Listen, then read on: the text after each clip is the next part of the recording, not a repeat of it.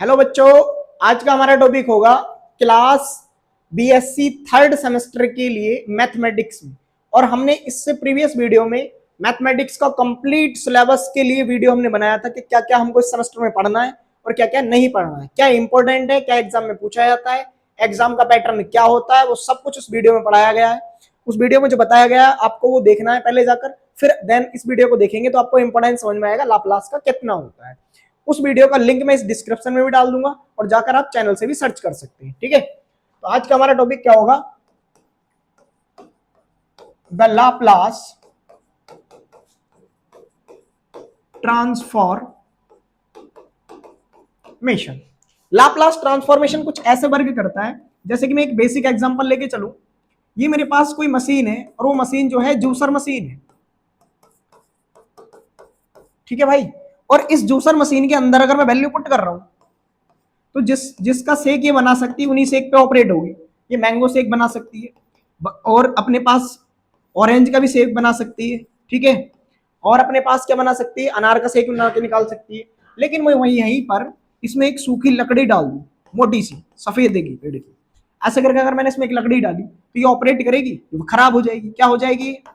Destroy हो जाएगी, नष्ट हो जाएगी, खराब हो जाएगी। ये वर्ड नहीं लिखेंगे लेकिन क्या हो जाएगी? ये खराब हो जाएगी। अब ऑपरेट ही नहीं करेगी। क्यों नहीं करेगी? क्योंकि भाई इसको जिस पर्पज के लिए बनाया गया है उसी पर तो ऑपरेट होगी ना। अब मैं तुमसे कहता हूं कि D upon D x, x square बताओ तो तुम क्या बोलोगे मेरे प्यारे भाई? 2x। मैं वही कहने लगूं डी अपॉन डी एक्स, या टी बताओ, क्या बताओगे आप?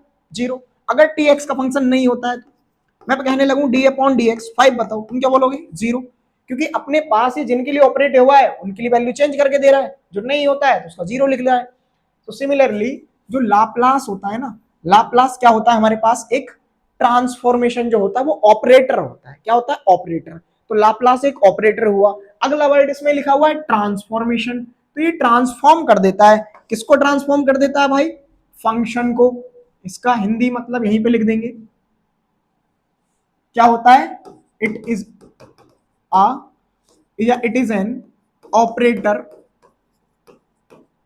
फंक्शन विच ट्रांसफॉर्म, जो ट्रांसफॉर्म कर देता है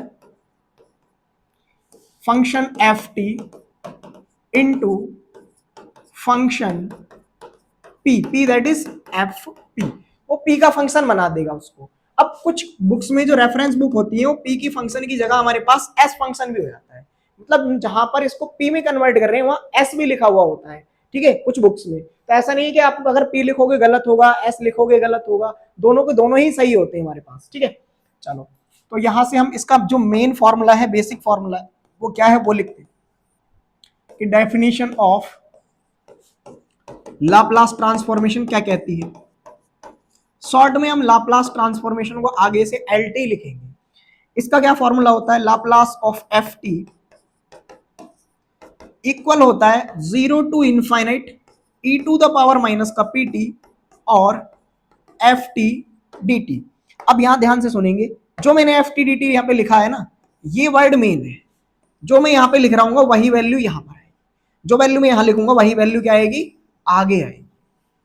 तो इन वैल्यू में जो मैंने एफ टी बताया उस एफ टी का वैल्यू पुट करूंगा और मेरे पास जब इंटीग्रेट होगा तो इंटीग्रल जो निकल आएगा वो इन टर्म्स क्या आएगा? पी आएगा। अब वो पी की टर्म में आएगा तो वो कैसे सॉल्व करेंगे वो हम आगे देखते हैं। ठीक है, हम चलते हैं नेक्स्ट पेज पर एग्जांपल्स के साथ। हमने फॉर्मूला भी लिखा, लाप्लास ऑफ एफ टी वो होता है 0 to infinite E to the power minus का P t and f T D T. अब मेरे प्यारे भाई मेरा मन करा कि मैंने एफ टी को रख दिया 1। क्या रखा? 1।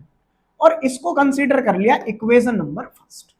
ठीक है, अब मैंने जैसे यहां पे 1 पुट किया तो मैंने कहा लाप्लास 1, और अभी मैंने बताया जो वैल्यू मैं यहां पर पुट करूंगा सेम वैल्यू मेरे पास इस जगह आएगी। चलो व्हाट इट। अब हमारे पास क्या बनेगा? 0 to infinite E to the power minus P T और इंटू 1 एंड डी टी। अब e की पावर x का इंटीग्रल होता है e to the power x। अब x से जो अपने पास एक्स्ट्रा होता है, जैसे t से एक्स्ट्रा, वो कौन है? माइनस p, तो डिवाइड लगा देंगे और 0 टू इनफाइनाइट हमारे पास हो जाएगी इसकी अपर से लोअर लिमिट। अब -1 अपॉन p तो मेरे पास कांस्टेंट है। अपर लिमिट में रखूंगा t की जगह इनफाइनाइट, फिर लोअर लिमिट रखूंगा 0, तो मेरे पास आएगा -1/p E to the power minus infinite हमारे पास होता है 0। कितना होता है मेरे प्यारे भाई? 0। तो e to the power minus infinite आ गया 0 और ई का पावर 0 हो गया 1। किसी भी फाइनाइट वैल्यू की पावर ऑलवेज कितनी होती है? 1 होती है। ठीक है, आगे आएंगे, यहां से लाप्लास 1 कितना आ रहा है निकल के, ये माइनस और माइनस कितना हो जाएगा? प्लस। तो पहला फॉर्मूला प्रूव होके आ गया मेरे प्यारे भाई। क्या फॉर्मूला निकल के आ गया? कि लाप्लास 1 जो होता है ना मेरे पास, वो 1/p होता है। तो मैंने प्रूफ करके दिखा दिया। अब नेक्स्ट फॉर्मूला प्रूफ करेंगे। अगर मैं पुट कर दूं एफ टी को ई टू द पावर 80, अबे भाई रुक जा, ई का पावर 80। अब मैंने इसको ई का पावर 80 पुट किया जैसे, तो लाप्लास में हमारे पास ई का पावर 80, इसका वैल्यू जो निकल के आएगा अभी हमने बताया वो होता है 0 से इनफाइनाइट। ई का power minus P T as it is रहेगा। जो अपने पास एफ टी है वही एफ टी यहां पे आएगा। वो क्या है? ई का पावर 80 और इनटू में कितना? dt। अब मैं दोनों का अगर बेस देखता हूं ध्यान से, तो बेस सेम है, तो पावर ऐड हो जाएगा। पावर ऐड हो जाएगा तो इसको मैं ऐसे ही लिखूंगा, ई का पावर माइनस पी टी और प्लस 80 और इनटू में dt। अब ध्यान से सुनना, इधर यहां पे एक काम की बात करेंगे। मैं यहां पे क्या कर रहा हूं? ई का पावर माइनस कॉमन कर रहा हूं, तो ब्रैकेट के अंदर कितना बचेगा? p माइनस ए इंटू टी और इनटू में कितना आएगा? dt। और प्रोवाइडेड कि p is greater than a। p किससे ग्रेटर हो रहा है मेरे पास? a से ग्रेटर हो रहा है। अब रीजन बताऊंगा भी मैंने ऐसा क्यों लिखा है। अब इसका इंटीग्रल बताएंगे, e का power minus p minus a into T. T का कोफिशिएंट है मेरे पास p माइनस a और with negative sign. Upper limit है इसका इंफिनिटी और लोअर लिमिट है इसका 0। ठीक है, चलो इधर सॉल्व करते हैं इसका अपर माइनस लोअर लिमिट। अब जैसे ही मैं अपर एंड लोअर लिमिट पे सॉल्व करने के लिए जाता हूं, तो मेरे पास जो फंक्शन था उसमें माइनस का p माइनस ए कॉन्स्टेंट है, तो मैं इसको बाहर लिख दूंगा। तो मैं इसको क्या लिखूंगा? -1/p माइनस ए। सो ब्रैकेट के अंदर अब जो बचेगा अपर लिमिट में t की जगह में जैसे ही रखता हूं कितना? इनफाइनाइट, तो ये माइनस इनफाइनाइट बन जाए। अब सपोज दैट इधर आओ, अगर मैं कह देता p माइनस ए में p मेरा लेस देन ए, अगर मैं p का वैल्यू भाई मैं 3 ले लेता हूं और a का वैल्यू मैं 5 ले लेता हूं, तो 3 माइनस 5 तो मेरे पास -2 हो गया ना, और माइनस से मल्टीप्लाई होगा प्लस का 2 हो जाएगा। भाई यहाँ पे माइनस से मल्टीप्लाई हो रहा है और माइनस से मल्टीप्लाई हो रहा है, माइनस माइनस हो जाएगा प्लस, तो ई की पावर प्लस 2t बनेगा। और प्लस 2t बनेगा तो ई का पावर इनफाइनाइट कितना आएगा? इनफाइनाइट, जो कि एग्जिस्ट नहीं करता है। दैट्स व्हाई यहाँ पे प्रोवाइड किया जाता है कि p is greater than a। समझ में आया होगा p क्यों ग्रेटर है इसे? क्योंकि e की पावर माइनस इनफाइनाइट बनेगा जिसका वैल्यू 0 होगा। तो अब देखेंगे, यहाँ e का पावर बनेगा माइनस इनफाइनाइट, लोअर लिमिट रखेंगे e की पावर में 0, तो यहां से हमको रिजल्ट मिलेगा -1/p माइनस ए। ई का पावर माइनस इनफाइनाइट होता है हमारे पास 0, ये हो जाएगा 1 और माइनस माइनस क्या हो जाएगा हमारे पास? प्लस। तो लाप्लास ई का पावर 80 हमारे पास कितना निकल के आएगा? 1/p माइनस ए। यहां से माइनस माइनस प्लस हो जाएगा। ठीक है, इसी टाइप से अगर मैं इसके कुछ एग्जांपल्स लिखूं, मैं पूछ रहा हूं लाप्लास ई का पावर 2t, तो आप बोलोगे 1/p माइनस 2। मैं पूछता हूं आपसे लाप्लास ई का पावर 5t, तो को फर्जी से एक्सरसाइज में क्वेश्चन ऐसे दिए हुए हमारे पास, तो हमको क्या लिखेंगे? जो भी टी का कोफिशिएंट है वो किस में सब्ट्रैक्ट हो रहा है? पी में से। तो यहाँ पे क्या लिख देंगे? p minus 5। अब रुको, एक मिनट रुकेंगे इधर, अभी हम प्रीवियस स्लाइड पे जाते हैं, सबसे पहली स्लाइड पे, इससे भी पीछे जाएंगे। अब इस स्लाइड पे मैंने क्या बोला था कि जो मेरा फंक्शन है, कौन सा फंक्शन है? एफ टी, वो ट्रांसफॉर्म हो जाता है पी में या एस में। क्या मेरे प्यारे भाई सारे क्वेश्चंस के आंसर, सॉरी बैक हो, आगे चलो, सेकंड स्लाइड कहाँ गया हमारा? यहां से खोल लेते हैं, ये रहा। क्या मेरे प्यारे भाई सभी का आंसर पी में नहीं आ रहा है? जो हम सॉल्व कर रहे हैं इधर किसका फंक्शन है? टी का, और सॉल्यूशन किस में आ रहा है? पी में। तो लाप्लास क्या काम करता है? ट्रांसफॉर्म कर देता है फंक्शन टी वाले को पी में। ठीक है, तो सिमिलरली आपको समझ में भी आया होगा, ये क्वेश्चंस बहुत इजी है। जैसे मैं आपसे पूछने लगूं लाप्लास ई का पावर -5t, तो अब आप क्या करोगे? p माइनस माइनस ऑलरेडी है, माइनस माइनस प्लस 5 हो जाएगा, तो ये आंसर हो जाएगा।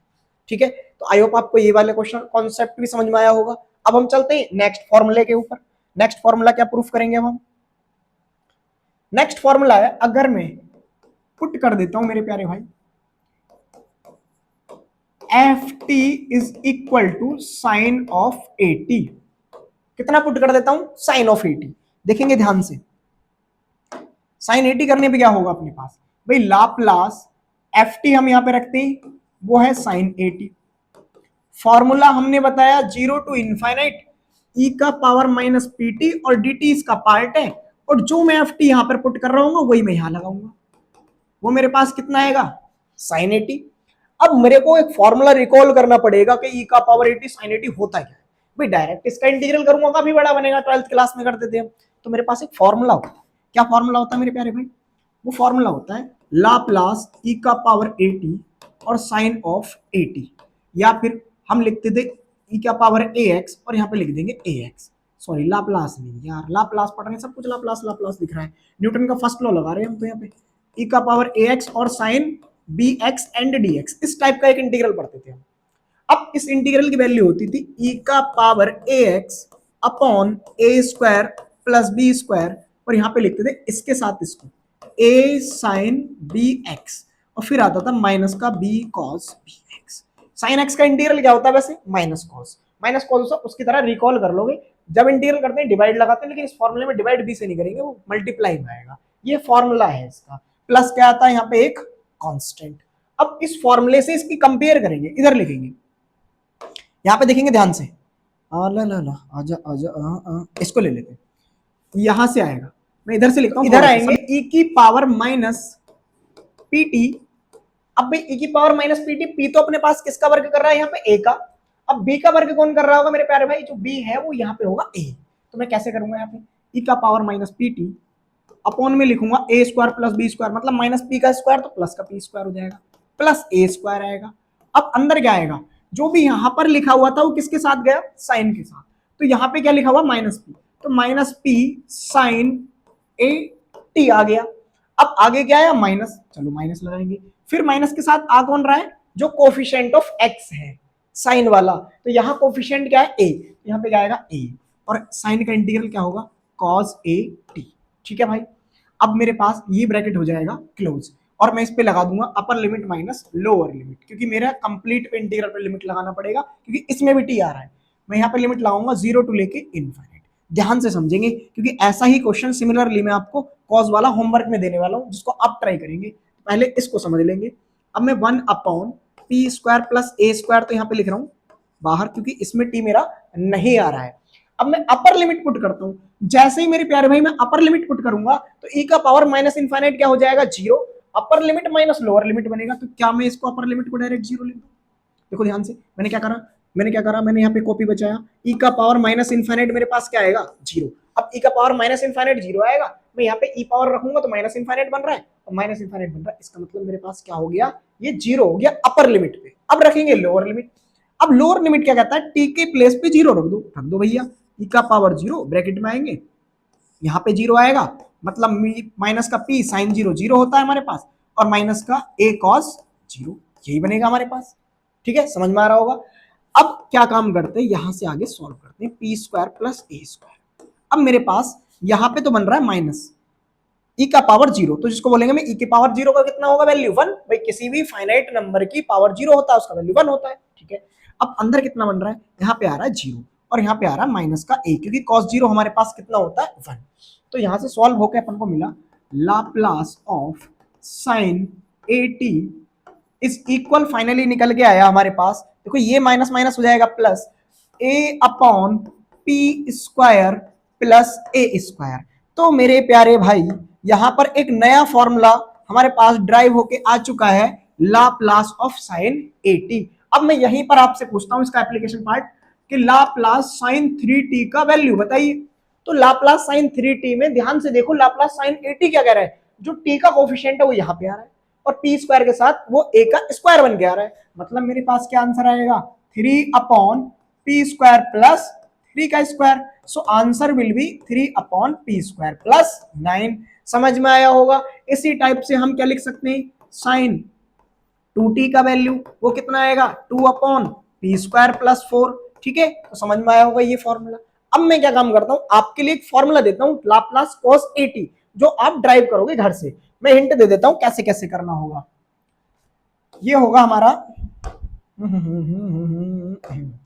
लाप्लास कॉस एटी ड्राइव करेंगे आप इसको घर से। जब इसका अपन वैल्यू लगाएंगे तो यहाँ पे इंटीग्रल यूज होगा फिर से कि ई का पावर ए एक्स और कॉस बी एक्स क्या होता है, ठीक है।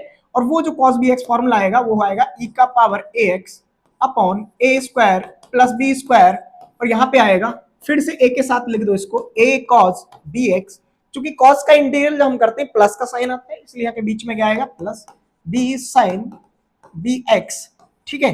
ये मत सोचना कि आपने यहाँ इंटीग्रल किया तो अपन में भी क्यों नहीं आया। अब मैं इसको याद रखने का एक ट्रिक बता रहा हूँ कि यहाँ पे इंटीग्रल करके आता है, ठीक है। वैसे तो अगर मैं cos bx का इंटीग्रल करूंगा तो क्या आएगा sin bx अपॉन b आएगा, लेकिन यहाँ भी नहीं आएगा, प्रोडक्ट में भी आएगा। ये हो गया इसका इंटीग्रल। इसका रिजल्ट क्या आएगा वो यहाँ पे लिख के दे देता हूँ आपको कि लाप्लास cos at का जो आंसर आने वाला है वह आएगा p upon p square plus a square. ये होगा हमारा लाप्लास cos at का फॉर्मूला। देखो लाप्लास cos at में और sin at में क्या डिफरेंस निकल गया। जब sin at था तो यहाँ पे क्या आ रहा था a आया था, अब cos at है तो यहाँ पे क्या आ गया p आ गया। मतलब मैं तुमसे पूछने लगूं कि भाई मुझे बताओ लाप्लास cos 2t का वैल्यू कितना होगा, तो तुम क्या कहोगे भाई कि यहाँ 2 अगर साइन होता तो 2 लिखता, अब कौन है cos, तो मैं क्या लिखूंगा p upon p square plus 2 का स्क्वायर इट विल बी 4, ठीक है। इसी टाइप से आप लाप्लास cos t का वैल्यू निकाल सकते हैं, वो क्या होगा p upon p square plus 1, ठीक है। अब हम चलते हैं, एक फॉर्मूला और हमारे पास रह गया है जो कि लास्ट फॉर्मूला होने वाला है नेक्स्ट स्लाइड में। लास्ट फॉर्मूला है हमारे पास लाप्लास t का पावर n, वो होता है फैक्टोरियल n अपॉन p का पावर n प्लस 1, ठीक है। ये फॉर्मूला होता है, और इस फॉर्मूले को मैं थोड़ा सा और आगे एक्सटेंड कर देता हूं। ये फॉर्मूला ऐसे भी होता है गामा n प्लस 1 और अपॉन p का power n plus 1। Gamma function beta function हम बीएससी फर्स्ट सेमेस्टर में पढ़ के आए थे कि गामा n प्लस 1 का जो वैल्यू होता है वो मेरे प्यारे भाई कितना होता है फैक्टोरियल n होता है, ठीक है।